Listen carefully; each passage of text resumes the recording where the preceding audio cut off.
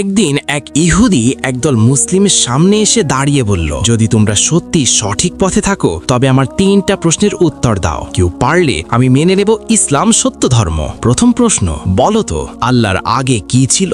সবাই চুপ, কেউ উত্তর দিতে পারল না। তখন ভিড় থেকে একটি ছোট শিশু বেরিয়ে এসে বলল, আমি উত্তর দেব।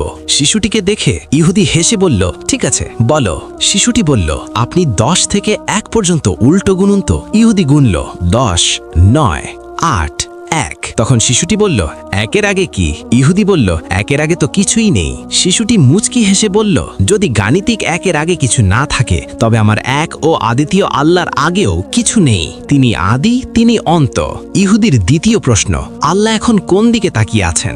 শিশুটি একটি জ্বলন্ত মোমবাতি নিয়ে এলো এবং জিজ্ঞেস করল, বলুন তো এই আলোটা কোন দিকে তাকিয়ে আছে? ইহুদি বলল, আলো তো সব দিকেই সমানভাবে ছড়ায়। শিশুটি বলল, আল্লাহ তো আসমান ও জামিনের নূর, তিনি কোনো একদিকে নয়, একই সময়ে সব দিকে এবং সবার ওপর দৃষ্টি রাখেন। হতভম্ব হয়ে ইহুদি বলল, শেষ প্রশ্ন, আল্লাহ এখন কি করছেন? শিশুটি বলল, এটার উত্তর দিতে হলে আপনাকে আমার জায়গায় নিচে দাঁড়াতে হবে আর আমাকে আপনার উঁচু চেয়ারে বসতে হবে। ইহুদি রাজি হয়ে নিচে নেমে দাঁড়ালো আর শিশুটি চেয়ারে বসলো। বসে সে শান্ত কণ্ঠে বলল, আল্লাহ এখন এটাই করছেন, আপনাকে নিচে নামিয়েছেন আর আমার মতো ছোট একজনকে সম্মানের উচ্চাসনে বসিয়েছেন। উত্তর শুনে ইহুদির চোখ ভিজে গেল। সে তখনই সবার সামনে সত্য স্বীকার করে নিল। জানেন কে ছিল এই অসাধারণ বুদ্ধিমান শিশুটি? ইতিহাস বলে ইনি ছিলেন ফিকহ শাস্ত্রের জনক ইমাম আবু হানিফা রহমাহুল্লাহ। তার এমন প্রজ্ঞার জন্য কমেন্টে লিখুন সুবহানাল্লাহ।